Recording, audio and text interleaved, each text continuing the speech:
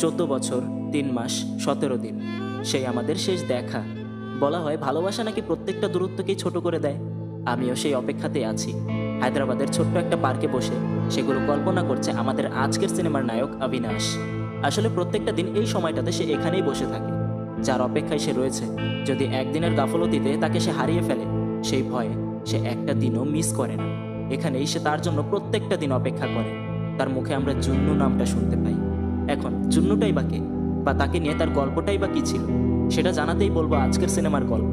Movie দেখতে থাকো, বুঝতে পারবে সে কি চাইছে, কি হচ্ছে। এতটুকু জেনে রাখো, সে এখনও অপেক্ষা করছে তার জন্য। তার ফোনে একটা কল চলে আসে, একজন উবার ড্রাইভার তাকে কল করেছে, কিন্তু আভি জানায় হয়তোবা আপনি রং নাম্বারে কল করেছেন, আমি কোনো উবার বুক করিনি। সে ফোন রাখতেই যাবে, তখনই হঠাৎ আভি ড্রাইভারের দিক থেকে ফোনে একটা সুর শুনতে পায়। সে আশ্চর্য হয়ে যায়, তাকে ফোন রাখতে নিষেধ করছে। হ্যাঁ, আমি আপনাকে ফোন করেছিলাম, আপনার আশেপাশে কেউ কি ভায়োলিন বাজাচ্ছে? সে বলে হ্যাঁ, একটা মেয়ে বাজাচ্ছে। আভি অস্থির হয়ে তাকে বলে আপনি শুধু এতটুকু বলুন জায়গাটার নাম কি, হয়তোবা আজকে তার সেই হারিয়ে যাওয়া মানুষটাকে সে খুঁজে পেয়ে যাবে। কিন্তু ওদিক থেকে ঠিকানা বলতে বলতেই এক ছিনতাইকারী তার মোবাইলটাকে নিয়ে দৌড়ে পালায়। সে হতবাক, পেছন দিকে দৌড় শুরু করে শুধুমাত্র ঠিকানাটা জানার জন্য। একটা তুমুল চেজিং সিন দেখতে পাই আমরা। সত্যি বলতে এরকম অ্যাকশন চেজিং সিন খুব কম সিনেমাতেই দেখা যায়। এভাবে দৌড়াতে দৌড়াতে তার পেছনে পেছনে একটা মেট্রো স্টেশন পর্যন্ত পৌঁছে যায় সে। ছিনতাইকারী ট্রেনে ঢুকে পড়ে, তার পিছে পিছে মেট্রো ছেড়ে দেওয়ার আগ মুহূর্তে আভি নিজেও একটা বগিতে ঢুকে পড়ে। ছিনতাইকারীকে পেয়ে যায় ঠিক আছে, সে পালিয়ে যেতে ধরে, কিন্তু তখনই আভি তার কাছে হাত জোর করে রিকোয়েস্ট করে ভাই তুই মোবাইল নিবি, নিয়ে যা, শুধু আমাকে রিসেন্ট নাম্বারটা বলে দে, শুধুমাত্র নাম্বারটা চাই আমার। ছিনতাইকারী অবাক, ভয় ভয়ে তাকে নাম্বারটার কয়েকটা ডিজিট বলে দেয়। কিন্তু এতক্ষণে স্টেশনে ট্রেন থেমে যায়, তাই অপরদিকে সে পালিয়ে যেতে ধরে। কিন্তু এবার আভির মাথা আরও গরম হয়ে যায়, তাকে ধাওয়া করতে থাকে। এক সময় তার শার্ট ধরে টান দিলে পেছনে তার পিঠে একটা কাটার দাগ দেখে সে অবাক। ফ্ল্যাশব্যাকের একটা ঘটনা মনে পড়ে যায় তার, তাকে এখনও ধাওয়া করছে। অবশেষে তাকে হাতে নাতে পেয়ে লাস্ট নাম্বারটা তাকে জিজ্ঞাসা করছে। সে বলছে আমি তোকে লাস্ট নাম্বার দিতে পারবো না, কারণ তোর থেকে মোবাইল নেওয়ার সাথে সাথেই সেটা এক্সচেঞ্জ করে দিয়েছিলাম আমি। এই শুনে তাকে সে সরাসরি বলে ওঠে আমার পিছু কবে ছাড়বি পাণ্ডু? সে অবাক, আমাকে চিনিস কিভাবে? আর এভাবেই ঘটনা ধীরে ধীরে চলে যায় আজ থেকে অনেকটা সময় পেছন। প্রায় আজ থেকে 15টা বছর আগের ঘটনা। হায়দ্রাবাদের রাস্তায় রাস্তায় ঘুরে একটা ছোট্ট ছেলে তার ছোট্ট বাদ্যযন্ত্রে সুর তুলে সবাইকে মুগ্ধ করছে, আর সবাই খুশি হয়ে তাকে যা দিচ্ছে সে সেটাই গ্রহণ করছে। হ্যাঁ, এটাই হলো প্রায় 15 বছর আগের অবিনাশ। মূলত তখন তার এই অবিনাশ নামটা ছিল না, তার নাম ছিল সিনু। ছোটবেলা থেকেই জানে না তার বাবা মা আসলে কে। আজ পর্যন্ত একটা এতিমের মতো এভাবেই দিন কাটিয়ে এসেছে সিনু। তবে আজকের দিনটা ব্যতিক্রম, কারণ পানিপুরি খেতে এসে সেখানে দূর থেকেই কারো আশার আভাস পায় সে।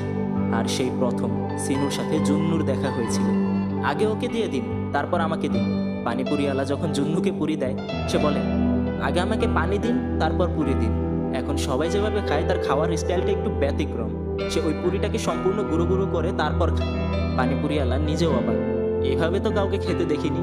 যাই হোক, সিনুকে এসে বলে তুমি কি এটাকে সাথে নিয়ে ঘুরো নাকি বাজাতেও পারো? যেটা শুনে সে তাড়াহুড়ো করে সেটাকে বাজাতে শুরু করে।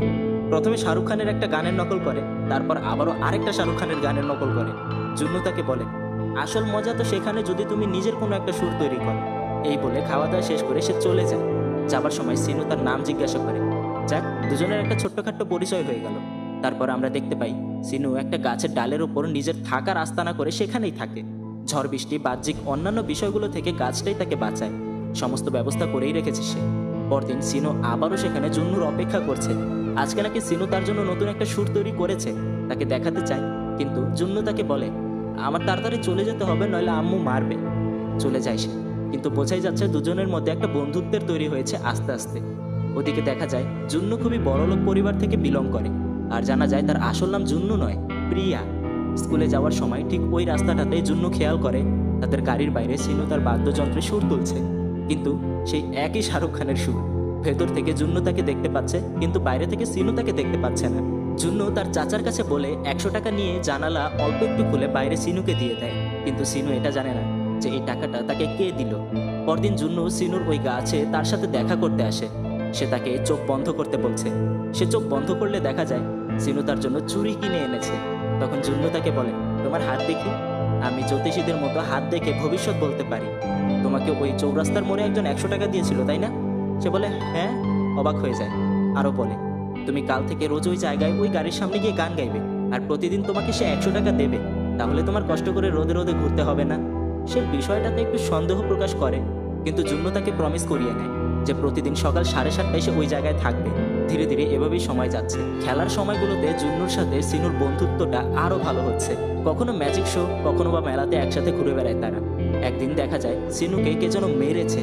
জানা যায় কয়েকটা ছেলেপেলেরা নাকি তাকে একা পেয়ে মারধর করে সমস্ত টাকা ছিনিয়ে নিয়েছে, এমনকি তার বাদ্যটার তার ছিঁড়ে ফেলেছে তারা। এই বিষয়টা শুনতে পেরে জুন্নু তার বাসায় এসে আলমারি খুলে একটা ছোট্ট ভায়োলিন বের করে নিয়ে আসে। সেটার তারগুলো নিজের হাতে করে নিয়ে যায় সিনুকে দেওয়ার জন্য। এখন সিনু খুব খুশি। সময় যাচ্ছে, তাদের বন্ধুত্ব আরও গভীর হচ্ছে। কিন্তু একদিন জুন্নুর বাবার ট্রান্সফার সার্টিফিকেট চলে আসে। তাদেরকে হায়দ্রাবাদ ছেড়ে চলে যেতে হবে। তার চোখে কেমন একটা চিন্তার ভাব দেখা গেল। সিনুর দেওয়া সেই চুড়িগুলোকে হাতে পরে এই শেষ স্মৃতিটুকুকে নিয়েই তার চলে যেতে হচ্ছে।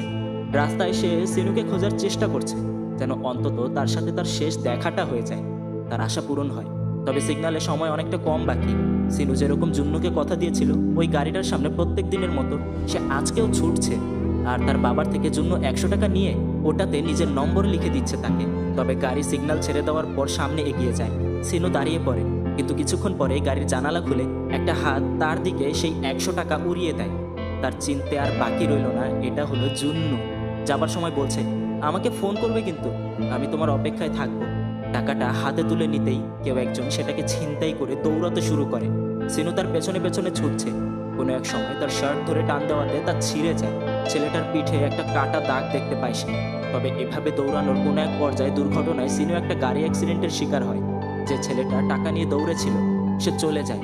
বাকি রইল যে মহিলাটা গাড়ি চালাচ্ছিল সে। তার মুখ দেখে বোঝা যাচ্ছে সে ভয় পেয়ে আছে। হাসপাতালে তার হাজব্যান্ড যখন এখানে চলে আসে সে তাকে ধরে কাঁদতে শুরু করে। আমি বুঝতে পারিনি কিভাবে কি হয়ে গেল, আমি তো ধীরেই গাড়ি চালাচ্ছিলাম। সে তাকে শান্ত করে সামনে এগিয়ে যায়। লক্ষ্য করে পুলিশ এখানে চলে এসেছে, কিন্তু সিনু তাকে কি বলছে সেটা তারা শুনছে না। তারা উল্টো তাকে শিখিয়ে দিচ্ছে। জিজ্ঞাসা করলে তুমি এমনটা বলবে যে ওই মহিলা আমাকে মেরেছে। তবে সিনু সেটাতে রাজি হচ্ছে না। যা হয়েছে সেখানে শুধুমাত্র আমার দোষ, এটা সে স্বীকার করছে। আর শুধুমাত্র তার 100 টাকার নোট চাইছে যেখানে নম্বরটা লেখা ছিল। আর এই সমস্ত বিষয় লক্ষ্য করছে ওই মহিলার হাজবেন্ড। তার নাম হলো প্রকাশ। ভালোই একজন বিজনেসম্যান, বড়লোক। সত্য মিথ্যার মাঝে এরকম সততা দেখার কারণে ছেলেটার প্রতি সে খুশি হয়। পুলিশ চলে গেলে সেখানে গিয়ে তার কোথাও অসুবিধা হচ্ছে নাকি জিজ্ঞাসা করলে সে উল্টো তাকে বলে, আমার কথা বাদ দিন, আন্টি কেমন আছে তাকে চিন্তা করতে নিষেধ করুন, আমার কিচ্ছু হয়নি। সে আরও খুশি হয়। সিনুকে সুস্থ দেখতে পেয়ে আগেই ক্ষমা চেয়ে নেয় তার কাছে। তবে সিনু তাকে চিন্তা করতে নিষেধ করছে। সিনুকে তারা নিজেদের বাড়িতে নিয়ে আসে যেন তার কোনো কিছুতে সমস্যা না হয় এজন্য। এইভাবে সময় যাচ্ছে। এক রাতে প্রকাশ তার স্ত্রীকে বলে, ওপরওয়ালা হয়তো চাইছে সিনুকে আমরা আগের অবস্থায় ছেড়ে না দিই। আমাদের কোনো সন্তান নেই, কেমন হবে যদি সিনুকে আমরা দত্তক নেই? তার বাবা মার দরকার, আর আমাদের দরকার এক সন্তান। প্রকাশের স্ত্রী এতে খুব খুশি, কিন্তু সিনুর কাছে অনুমতি নেওয়াটা আগে দরকার। একটু ঘুরিয়ে পেঁচিয়ে অবশেষে সিনুকে এসে জিজ্ঞাসা করে ফেলে, আমরা তোমাকে নিজেদের সাথে রাখতে চাই, তুমি কি থাকবে আমাদের সাথে? দেখা যায় এতে সেও রাজি। এভাবে চলছে সময়। সিনুর একটা বার্থ সার্টিফিকেট তৈরি করা হয় যেখানে তার বাবা মায়ের পরিচয় রয়েছে। আজ থেকে তার নাম সিনু নয়, অবিনাশ। ওদিকে জুন্নু আর এদিকে সিনু দুজনেই একে অপরের জন্য অপেক্ষা করছে কবে আবারও তাদের দেখা হবে। কিন্তু মাঝখানের ব্যবধান অনেক, কেউ জানে না অপরজন কোথায়। সিনু তার নতুন পরিবারের সাথে ধীরে ধীরে অভ্যস্ত হয়ে গিয়েছে। নিজের সন্তানের মতো বলা যায়, তার থেকেও বেশি যত্নে তারা সিনুকে মানুষ করছে। সিনু জুন্নুকে যে কথা দিয়েছিল সেই কথা এখনও সে রাখছে। প্রতিদিন ওই সময়টাতে ওই রাস্তার মোড়ে গিয়ে সে বসে থাকে। একটা স্কুলের প্রোগ্রামে যখন সিনুর মা তাকে সবার সামনে নিজের ছেলে বলে পরিচয় দেয় সবার সামনে, তখনই সে তাকে আন্টি বলে ডাক দেওয়াতে তার মা একটু কষ্ট পায়। তাদের বিয়ের এতটা সময় হয়েছে, সে আজ পর্যন্ত মা ডাকটা শোনার জন্য এত অপেক্ষা করেছে। সুযোগ এসেছে কিন্তু এখনো পরিপূর্ণতা পায়নি সেটা। এখন যেন তার ধৈর্য আর মানতে চাইছে না। তবে প্রকাশ তাকে সান্ত্বনা দেয়, ওকে নিজের মতো থাকতে দাও, চিন্তা করো না, অভ্যস্ত হতে দাও, কোনো এক সময় নিজ থেকেই পরিবর্তন হবে ওর দৃষ্টি। তবে তবুও যেন সে মানতে চাইছে না। সময় এভাবেই যাচ্ছে। তার সিনু নামটা ধীরে ধীরে চাপতে শুরু করে এবং অবিনাশ নামে তার আইডেন্টিটি তৈরি হয়। অবিনাশ তার আঙ্কেলকে যে মেয়েটার কথা বলেছিল ওই মেয়েটাকে সে অনেক জায়গায় খুঁজেছে, কিন্তু এই নামের কোনো মেয়ে নাকি এখানে থাকতোই না। কিভাবেই বা থাকবে? জুন্নু তার আসল নামই ছিল না, তার নাম ছিল প্রিয়া। তাছাড়াও যে পার্কে ছোট থেকে অবিনাশ বড় হয়েছে সেই পার্কের জায়গায় নাকি একটা ইন্ডাস্ট্রিয়াল স্ট্রাকচার তৈরি করা হবে, সেজন্য সেটাকে ভেঙে ফেলা হয়েছে। সেই শুনতে পেরে অভি ছুটে যাচ্ছে। আর এইভাবেই সময় যেতে যেতে সময়টা কেটে যায়। অভি বড় হয়। আবার গল্পের শুরুতে যে মেয়েটাকে আমরা দেখেছিলাম, যে নাকি অভির ছোটবেলায় বাজানো সুরটা বাজাচ্ছিল, সে অন্য কেউ নয়, জুন্নুই ছিল, বা বলা যায় প্রিয়া। এখন থেকে সিনুকে অবিনাশ, ছোট করে অভি, আর জুন্নুকে প্রিয়া বলেই ডাকা হবে। অভি তার আঙ্কেল আন্টির সাথে নিজের ছেলের থেকেও বেশি ক্লোজ হয়ে গিয়েছে। আর ওদিকে আমরা প্রিয়াকে দেখতে পাই, যে নাকি এখনও তার ছোটবেলার সেই সিনুর জন্যই অপেক্ষা করছে। তার দেওয়া সেই চুড়িগুলো এখনও সে যত্নে রেখেছে, কিন্তু ছোট হয়ে গিয়েছে তাই পড়তে পারে না। তবে সেগুলোকে নতুন করে নিজের হাতের মাপে তৈরি করে নিল সে। দুজনেই দুজনের দিক থেকে এখনও অপরজনের জন্য অপেক্ষা করছে। কবে শেষ হবে এই অপেক্ষা? এখনও প্রিয়া নিজের মোবাইলে যখন ফোন চলে আসে, রিসিভ করার পর প্রায় সময়তেই আশা করে সিনু তাকে কল করবে, কিন্তু সেটা প্রতিবারই ভুল প্রমাণিত হয়। একদিন অভি তার মায়ের সাথে শপিং করে বাড়ি ফিরছিল। কোনো এক কারণে অভি পেছনে পড়ে যায়, আর তার মা সামনে এগোতে থাকে, এবং ঘটনাচক্রে একটা ঢালের ওপর থেকে একটা প্রাইভেট কার গড়িয়ে পেছন দিকে অভির মাকে চাপা দিতেই চলেছে। এই মুহূর্তে বিষয়টা লক্ষ্য করতে পেরে অভি তাকে সজোরে ডাক দেয়। তবে এবার তার মুখ থেকে আন্টি শব্দটা আসেনি, এসেছে মা শব্দটা, যা শুনতে পেরে অভির মা যেন সেখানেই থমকে যায়। তাকে সেখান থেকে বাঁচানোর পর তার ওপর চেঁচামেচি করছে, পাগল হয়েছ নাকি, আশেপাশে নজর রাখতে পারো না? কিন্তু সে তো এই খুশিতে কুল কিনারা পাচ্ছে না। এই প্রথম অভি তাকে মা বলে ডেকেছে। পরবর্তী বিষয়গুলোতেও তাকে সে প্রত্যেকবার মা বলেই সম্বোধন করেছে। আসলে এই দুর্ঘটনা তার ডাকের মধ্যে কখন যে পরিবর্তন করে ফেলেছে সে বুঝতেও পারেনি। ওদিকে প্রিয়া জানতে পারে তার বাবার নাকি আবারও ট্রান্সফার হয়েছে। তারা আবারও চিন্তা করছে, এত ট্রান্সফার হয় তোমার? কিন্তু প্রিয়ার মা খুশি হয় এটা জেনে যে তার নাকি আমেরিকায় ট্রান্সফার হয়েছে। যাই হোক, এতে করে প্রিয়া খুশি হবে না, এটা স্বাভাবিক। তার বাবাকে গিয়ে বলে, বাবা আমি আমার জন্মস্থানটা ঘুরে আসতে চাই একবার। হায়দ্রাবাদ থেকে সেই এখানে আসার পর আর কখনো যাওয়া হয়নি। আসলে সে যেতে চায় একটা শেষ সুযোগ হিসাবে, যদি সে তার হারিয়ে যাওয়া সিনুকে পেয়ে যায়। তাছাড়াও তার বান্ধবীর নাকি আগামী 10 দিনের মধ্যে বিয়ে। বিশেষ করে এই বাহানায় সে তার বাবাকে রাজি করিয়ে নেয়। আবার ওদিকে অফিস থেকে অভি তার আঙ্কেলকে বাড়ি নিয়ে যাচ্ছে। আসার সময় তার সিগারেট খাওয়া দেখে তাকে নিষেধ করছে, কবে ছাড়বে তুমি এগুলো বলো তো? এভাবে এখানে কথায় কথায় কখন যে অভি তাকে বাবা বলে ডেকে দেয় সে নিজে বুঝতে না পারলেও প্রকাশ এই বিষয়টায় এতটা আনন্দিত আর কখনো সিগারেটে হাতও দেবে না এই প্রতিজ্ঞা করে বাড়িতে আসার পর। অভির মা যখন প্রকাশের চোখে জল দেখে সেও বুঝে যায় অভি তোমাকে বাবা বলে ডেকেছে, তাই না? সে স্বীকার করে। দুজনেই খুব খুশি আজ। এভাবে আরও কয়দিন কেটে যায়। মূলত আমাদের মুভিটা এখান থেকেই শুরু হয়েছিল, যেখানে আমরা অভির জিজ্ঞাসা করার সেই লোকেশনটা শুনতে শুনতে তার মোবাইলটাকে ছিনতাই হতে দেখি, এবং এত ছোটাছুটির পর পাণ্ডুকে ধরতে দেখি। সে বলছে, আমি বুঝতে পারছি না আমার সাথে যা হয়েছে সেজন্য তোকে ধন্যবাদ দেব, নাকি তোর কারণে যত কষ্ট পোহাতে হয়েছে সেজন্য তোকে মারতে শুরু করবো। পাণ্ডু বলে, আরে বেটা তুই সেদিন বেঁচে গিয়েছিলি, তোর বিষয়টা আমি বুঝেছি। আগে জানলে কখনোই এই কাজটা করতাম না। চিন্তা করিস না, তোর মোবাইল আমি চুরি করেছি, সেটা ফিরিয়ে দেওয়ার দায়িত্বটাও আমার। সে কল লাগায়, কিন্তু জানা যায় মোবাইল নাকি সিস্টেমের মধ্যে ঢুকে পড়েছে। আসলে পুরো হায়দ্রাবাদে যত রকমের মোবাইলের ছিনতাই হয় সেটা নিয়ে তাদের একটা ব্রাঞ্চ। এরকমই অনেকগুলো চোরাই মোবাইলের আলাদা আলাদা ব্রাঞ্চ আছে তাদের। চুরি হওয়া ফোনগুলোকে 1 ঘন্টার মধ্যে এরকমভাবে সেট করা হয় যেখানে একদম ফ্রেশ নিউ একটা ফোন হিসেবে এটাকে মার্কেটে সাপ্লাই দেওয়ার ব্যবস্থা করা হয়। তবে সে তার মোবাইল ফিরে পাওয়ার ব্যবস্থা করবেই, এজন্য তাকে ওই স্থান পর্যন্ত নিয়ে যায়। তবে যাওয়ার পর পাণ্ডুর ওপর তার অনেক রাগ হচ্ছে। এখানে তোর আসাটাই নিষেধ, আরেকজনকে নিয়ে আসলি কিভাবে তুই? শাটার সে বন্ধ করে দেবে। সেই মুহূর্তেই অভি নিজের ফর্মে চলে আসে, তাদেরকে মারতে শুরু করে। মারতে মারতে ভেতরে ঢুকে যায়, কিন্তু আসলে তার মোবাইল এখান থেকে অনেক আগেই চলে গিয়েছে। তার পেছনে গুন্ডা পড়ে যায়, তাদের সংখ্যা অনেক বেশি, তাই সে পালাতে শুরু করে। চরম একটা ফাইটিং সিন। আসলে বলা যায় এরকম ন্যাচারাল ফাইটিং সিন খুব কম মুভিতেই দেখা যায়। কোনো এক সময় তাদের প্রত্যেককে কৌশলে নিজের আয়ত্তে করে ফেলে সে। অবশেষে একটাকে জব্দ করে জিজ্ঞাসা করছে, আমার ফোন কোথায়? সে জানায় একটু আগেই প্যাকেজকৃত সমস্ত মোবাইল পাঠিয়ে দেওয়া হয়েছে অন্য একটা স্টেটে। সমস্ত ইনফরমেশন তার কাছ থেকে নিয়ে সেখানে তারই বাইক নিয়ে সে বেরিয়ে পড়ে। বাইক নিয়ে ফুল স্পিডে ট্রাক পর্যন্ত পৌঁছে যায় সে, কিন্তু তার পেছনে তাদের লোকেরা পড়ে আছে।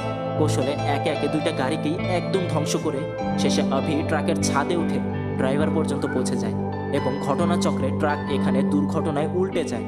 সমস্ত মোবাইল রোডের মধ্যে ছড়িয়ে পড়ে। এতগুলো মোবাইলের মধ্যে কিভাবে সে খুঁজে পাবে নিজেরটা?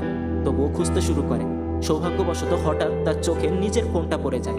তবে সমস্যাটা হলো তার ফোনের ডিসপ্লে সম্পূর্ণ নষ্ট হয়ে গিয়েছে। তার যেন আর ধৈর্য সামলাচ্ছে না। এই সমস্ত চোরাচালানের পেছনে যে রয়েছে তার নাম হলো ঋষি।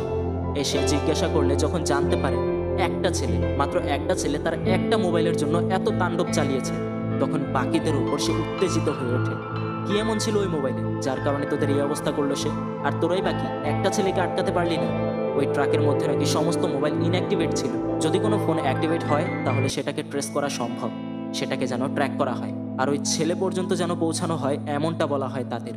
আভি তার নষ্ট ফোনটাকে নিয়ে মেকানিকের কাছে এসেছে যেন অন্তত লাস্ট নম্বরটা সে পেয়ে যায়। আবার ওদিকে তারা ফোন ট্র্যাক করে আভি পর্যন্ত পৌঁছে যায়। আভি তার ফোন ইতোমধ্যে মেকানিকের কাছে দিয়ে ফেলেছে, আর তাদেরকে দেখতে পেরে সে লিফটের মধ্যেই কৌশলে তাদেরকে মারতে শুরু করে। তাদেরকে মারতে মারতেই কোনো এক মুহূর্তে তাদের চোখের আড়ালে সে মেকানিকের কাছে পৌঁছে যায়, আর তার ফোনটাকে নিয়ে সে দ্রুত লাস্ট সেই ট্যাক্সি ড্রাইভারকে কল করে। সকালে আপনি যখন ফোন করেছিলেন তখন আপনি কোথায় ছিলেন? সে তাকে তার লোকেশনটা বলে দেয় যে ওখানে মিউজিক ফেস্টিভ্যালে একটা মেয়ে পাশের একটা বেঞ্চে বসে সেই সুরটা বাজাচ্ছিল। যখন সে বলে মেয়েটা খুবই সুন্দর, তখনই পেছন থেকে একটা গুন্ডা এসে তার মাথায় ব্যাটাঘাত করে। আভি মাটিতে লুটিয়ে পড়তে শুরু করে। যাক, সে তো নিজের জ্ঞান হারিয়ে ফেলল, কিন্তু আমাদের অতীতের কিছু ঘটনা জানতে হবে। চলো আজ থেকে 7 দিন পেছনে চলে যাই। প্রিয়া এয়ারপোর্টে তার বান্ধবীকে খুঁজছে, আর একই সময় আভির মার আজকে ফেরার কথা, তাই আভি তার মায়ের জন্য অপেক্ষা করছে। প্রিয়ার ব্যাগ থেকে একটা ভায়োলিন নিচে পড়ে যায়, যেটার দিকে তাকিয়ে আভির সেই পুরনো কিছু কথা মনে পড়ে যায়। কিন্তু সে কিভাবে জানবে সে মানুষটা আসলে তার সামনেই? প্রিয়া নিজেও আভিকে দেখে, তবে দুজনেই এখন একে অপরের কাছে শুধুমাত্র অপরিচিত। আভি কয়েকটা বোর্ডে my darling my sweet heart লিখে দাঁড়িয়ে আছে। কিছুক্ষণের মধ্যে তার মা এসে পড়লে আভিকে নিয়ে এসে তাড়াহুড়ো করে এয়ারপোর্টের বাইরে বেরিয়ে যাচ্ছে, কারণ গতবার নাকি তার মা আসার খুশিতে সে এয়ারপোর্টের মধ্যেই বাজি পটাকা ফুটিয়ে একদম হাঙ্গামা করেছিল। গাড়ি দিয়ে যাবার সময় আভির মা আভিকে বলছে, জানিস তোর একটা আঙ্কেল আছে, তার মেয়েকে দেখলাম, খুব সুন্দর। আভি বুঝতে পারে তার মা কি বোঝাতে চাইছে, কিন্তু সে একটা কথাই বলে, তুমি তো জানোই আমার অপেক্ষাটা শুধুমাত্র একজনের জন্য। কিন্তু তার মা এখন আর মানতে রাজি নয়। আর কতদিন তুই অপেক্ষা করবি? আমি আমার পুত্রবধূকে দেখতে চাই। ঠিক একই বিষয় অপরদিকে প্রিয়া ফেস করছে। তার বান্ধবীও তাকে একই কথা জিজ্ঞাসা করছে, আর কতদিন এভাবে কাটাবি তুই? রাস্তার টোকাই ছেলেরা বিভিন্ন নেশা, মাদক, চুরি, অ্যাক্সিডেন্টের মতো বিষয়ের মধ্য দিয়ে যায়।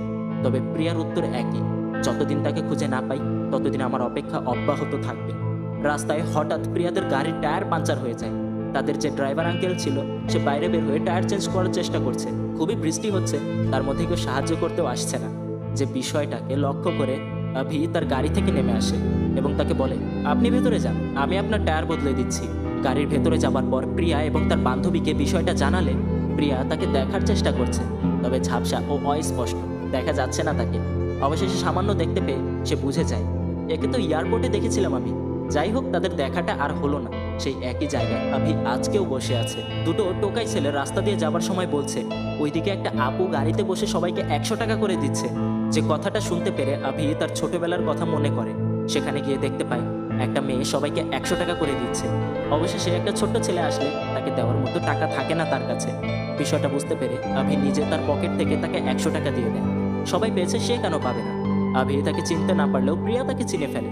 গাড়িতে বসে এই ছেলেটাকেই সে দেখেছিল, আবার এয়ারপোর্টেও একেই সে দেখেছিল। তাকে গিয়ে ধন্যবাদ জানায়, কিন্তু আবির কথা হলো 100 টাকার জন্য কিসের ধন্যবাদ? প্রিয়া তাকে জানায়, সেদিন এয়ারপোর্টের রাস্তায় একটা গাড়ির টায়ার বদলে দিয়ে আপনি সাহায্য করেছিলেন একজনকে, ওই গাড়িতে আমরাই ছিলাম। এই শুনতে পেরে আভি উল্টো তার ওপর রাগ হচ্ছে, আপনারা দুজন গাড়িতে বসেছিলেন আর ওই আঙ্কেল একা একা টায়ার পাল্টাচ্ছিল।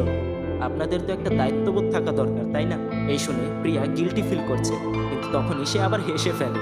এতক্ষণ নাকি মজা করছিল তার সাথে, তাদের সাথে ভালোই কথাবার্তা হয়। ওই দিন এয়ারপোর্টে সে তার মায়ের জন্য অপেক্ষা করছিল এরকম জানায়। আর প্রিয়াও তাকে বলে, আমি বুঝি নাই ছেলেদের প্রতি মায়েদের এত আহ্লাদ কেন থাকে। ফ্লাইটে এক মহিলা তার ছেলের ব্যাপারে বলতে বলতে আমাকে পাগল করে ফেলেছিল। তার ছেলে এরকম, তার ছেলে ওরকম। আমি কয়েকবার বিরক্তি বোঝাতে ওয়াশরুমেও গিয়েছিলাম, কিন্তু ওই মহিলা বারবার তার ছেলে সম্পর্কে আমাকে জানায়। তাদের মধ্যে আরও কথাবার্তা হয়। প্রিয়া এখানে তার বান্ধবীর বিয়েতে এসেছে, আগামী 10 দিন পর তার আমেরিকার যাত্রা। সমস্ত কিছু তাকে জানায়।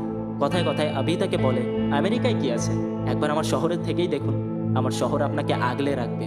সেখানে একটু ধীর গলায় প্রিয়া বলে, বান্ধবীর বিয়েতে শুধু বাহানা, যার খোঁজে এসেছি তাকে হয়তো এবারও পাবো না। শহর আমাকে আগলে রেখে কি করবে? যাই হোক, তার থেকে বিদায় নিয়ে চলে যাচ্ছে সে। তাকে ডাক দিয়ে আভি একটা কথাই বলে, এমনও তো হতে পারে যার খোঁজে এসেছেন তাকে পেয়ে গেলেন। কিচ্ছু বলতে পারে না, সে চলে যায়। প্রকাশ আভির মায়ের হাতে ডায়মন্ড রিং দেখতে না পেয়ে অবাক, হারিয়ে ফেলেছো কিভাবে? সে খুবই টেনশন করছে, কোথায় সেটা?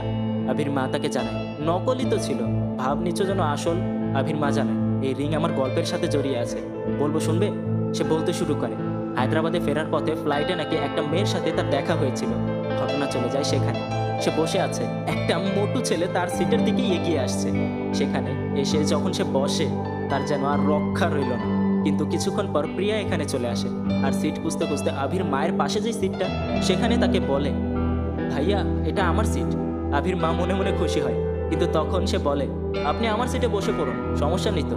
সে রাজি হয়, চলে যাবে। ঠিক তখনই আভির মা অ্যাক্টিং শুরু করে, কোথায় ছিলি তুই, তোর জন্য এতক্ষণ অপেক্ষা করছিলাম। যার কারণে তাকে এখানে উঠিয়ে দিয়ে প্রিয়াকে তার পাশে বসায়। ফ্লাইটে তাদের সাথে অনেক কথাবার্তা হয়, বিশেষ করে মেয়েটাকে তার পছন্দ হয়ে গিয়েছে, তাই তার ছেলের নামে এত প্রশংসা করছে তার কাছে। প্রিয়া কয়েকবার তার এসব কথা শুনে ওয়াশরুমে চলে যায়, কিন্তু তারপরেও সে যেন থামছে না। পুরো ফ্লাইটের সময়টা জুড়ে সারাক্ষণ সে তার মাথা খেয়েছে। এখন প্রাকাশ তাকে জিজ্ঞাসা করে, তাহলে ডায়মন্ড রিংটা কোথায়? এখন আভির মা জানায়, যেহেতু মেয়েটাকে তার পছন্দ হয়েছে, তার মন মানসিকতা চেক করাটা প্রয়োজন ছিল, তাই তার হাতের আংটিটা তার ব্যাগের মধ্যে রেখে দিয়েছে সে। দেখা যাক, তাকে সে ঠিকানাও বলেছিল ফেরত দিতে আসে নাকি এই দেখতে। এই শুনে প্রকাশ উত্তেজিত, আরে ওটা নকল ডায়মন্ড রিং ছিল না, 50 লাখ টাকা দিয়ে কিনেছিলাম। যাই হোক, বলতে বলতে কে যেন দরজায় এসেছে। দরজা নক করলে খোলার পর দেখা যায় এ হলো প্রিয়া। আভি তাকে দেখে অবাক, আচ্ছা এই সেই মাদার ইন্ডিয়া। কিন্তু প্রিয়া তাকে বলতে নিষেধ করছে, আমি যে বিরক্ত হয়েছি সেটা তোমার মাকে বলো না। ভেতরে যাওয়ার পর প্রিয়া তাকে জানায়, আন্টি আপনার রিং হয়তো বা আমার ব্যাগে ভুল করে পড়ে গিয়েছিল। সে অনেক খুশি। যাই হোক, প্রিয়া যখন এখান থেকে চলে যাবে, তারা তাকে কিছু সময়ের জন্য আটকে নেয়। তার বাবা মা সম্পর্কে জিজ্ঞাসা করছে, জানায় আমি 1 সপ্তাহের মধ্যে ইউএস চলে যাচ্ছি। এতে আভির মা আবারও কিছুটা হতাশ। কথাবার্তায় আভিকে জোর করছে, ও আমাদের এলাকায় এতটা দিন পর এলো, তুই যা, এখানে বসে আছিস কেন? ওকে পুরো শহর দেখা। যেমন কথা তেমন কাজ। তাদের সময় যাচ্ছে খুব সুন্দরভাবে। তার ছোটবেলার সেই সিনুর সামনেই সে বসে আছে, আর আভিও তার ছোটবেলার সেই জুন্নুর সামনেই বসে আছে। কিন্তু কেউ কাউকে চিনতে পারছে না, কেউ কাউকে জানে না। দুজনের অপেক্ষার সমাপ্তি যেন তাদের সামনেই, কিন্তু কেউ বুঝতে পারছে না, এখনো তাদের অপেক্ষাই করছে। সময় যাচ্ছে, তাদের বন্ধুত্বটা গভীর হচ্ছে। আসলে বলা যায়, দুজনে তাদের সেই হারিয়ে যাওয়া মানুষটাকে একটু পেছনের দিকে রেখে কেমন যেন একে অপরের সাথে বেশি ঘনিষ্ঠ হচ্ছে। বিষয়টা তাদের খেয়াল হচ্ছে না, তবে যাই হোক, নিজের অজান্তেই তাদের সম্পর্কটা দিন দিন ভালো থেকে ভালোই হচ্ছে। প্রিয়ার বান্ধবী কবিতার বিয়েতে এখন আভির আশাটাও দরকারি হয়ে গিয়েছে। আভি নিজেও বুঝতে পারছে না, কেমন যেন প্রিয়ার প্রতি সে আকৃষ্ট হচ্ছে দিনে দিনে। তবে একদিন যখন আভির মা তার বাবাকে বলছে, খেয়াল করেছো আভি কিন্তু আগের মতো প্রতিদিন ওই 4 রাস্তার মোড়ে গিয়ে আর বসে থাকে না। বুঝতে পারছো না কেন প্রিয়া আসার পর থেকে আভি তার সেই ছোটবেলার জন্যকে ধীরে ধীরে ভুলতে শুরু করেছে। আর এই বিষয়টাই ওপাশ থেকে শুনতে পেরে আভি যেন নিজেকে দোষ দিতে শুরু করে। হায়দ্রাবাদের সেই পানিপুরি আলাকে দেখতে পেয়ে প্রিয়া তার সামনে যায়, যার কাছে ছোটবেলায় সে পানিপুরি খেতে আসতো। আজ এতটা সময় পর তার সাথে আবারও দেখা। অবশ্য তিনি তাকে চিনবে না, এটা স্বাভাবিক, কিন্তু তার খাবারের ধরন দেখে তার মনে পড়ে যায় ছোটবেলার একটা মেয়ে তো আমার কাছে এইভাবেই খেত। চিনে যায় তাকে, তাদের সাথে কথাবার্তা হয়। প্রিয়া তাকে সিনুর ব্যাপারে জিজ্ঞাসা করে, তবে যে কথাটা সে শুনতে পায় তাতে যেন তার মধ্যে উথাল পাথাল শুরু হয়ে যায়। সে তাকে জানিয়েছে ছেলেটা একটা অ্যাক্সিডেন্টের শিকার হয়েছিল, আর তারপর থেকেই তাকে পরবর্তীতে আর কখনো দেখা যায়নি। প্রিয়ার ভেতরে যেন ঝড় উঠে গেল। সে তার রুমে এসে তার ভায়োলিন বের করে ছোটবেলার তার শেখানো সেই সুরটাকে আবারও বাজানোর চেষ্টা করছে, কিন্তু নিজের মনের এই উথাল পাথাল সময় সে যেন কুলকিনারা খুঁজে পাচ্ছে না। যখন এখানে সিনুর অস্তিত্বে প্রশ্ন তোলা হয়, সেখানে যেন এই সুরটাও তার মধ্য থেকে হারিয়ে যাচ্ছে। কিন্তু না, তাকে সে হারাতে দেবে না। তার বিশ্বাস অবশ্যই কোথাও না কোথাও আছে সে। এই ঘটনার পর থেকে অনেক দিন পার হয়ে যায়। আভি এবং প্রিয়া একে অপরের সাথে দেখা করছে না। একদিন আভির মা প্রিয়াকে কল করে জানায়, তোমাকে এখন দেখতে চাই আমি, প্রায় 6 দিন হয়ে যায়, তোমার কোনো খোঁজ খবর নেই। এখন তার কথা রাখতে সে চলে আসে তাদের বাসায়।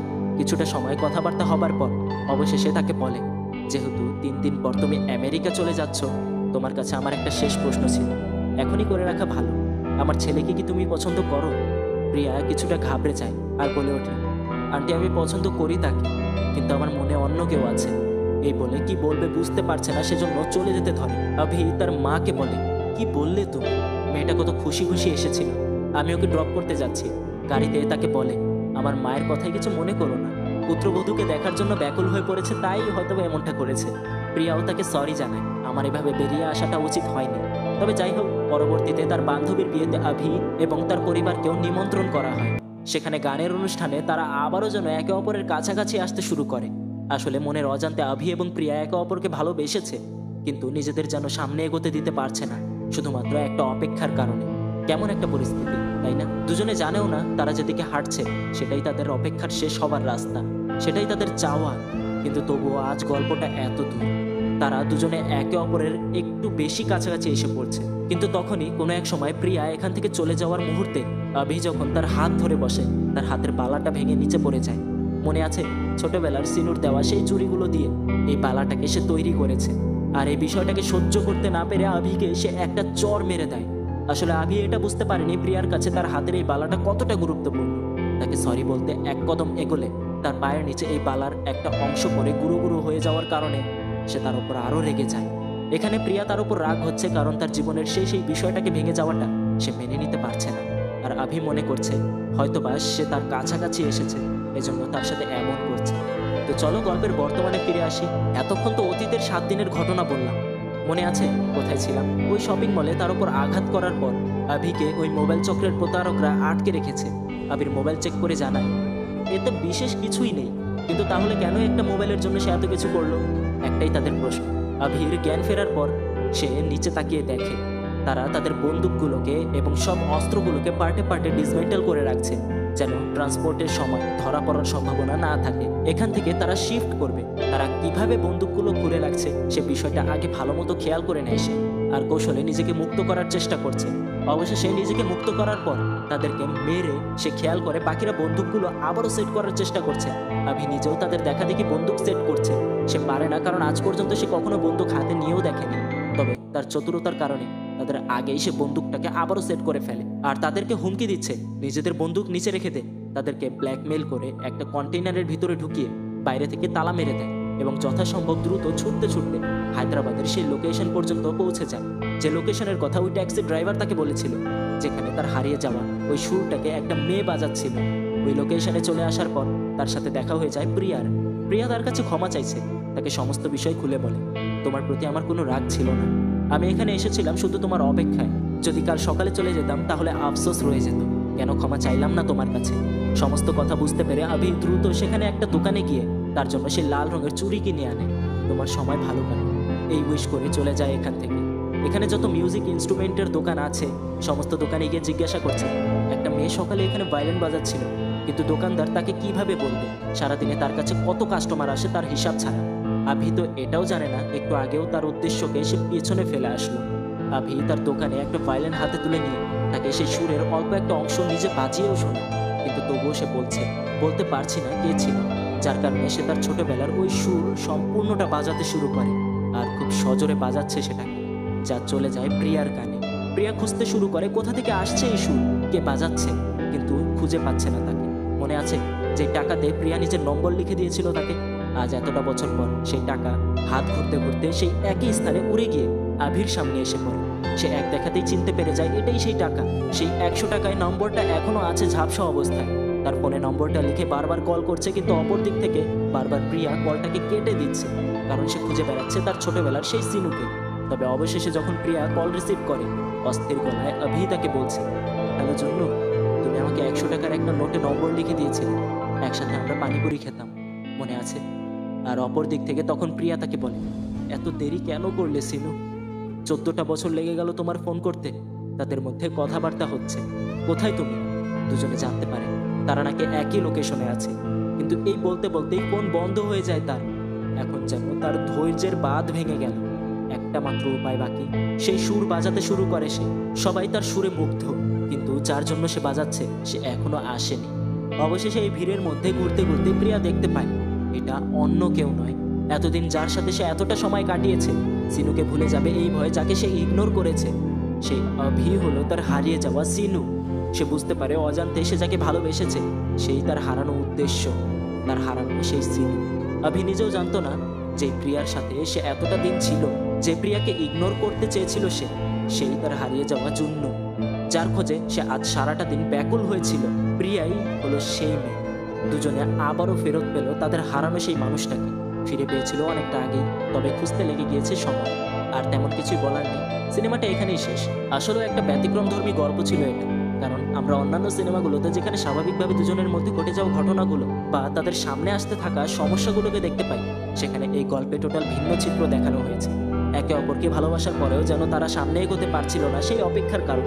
সিনেমাটা সম্পূর্ণ চলে গেল তাদের একে অপরের ভালোবাসাটাকে বুঝতেই।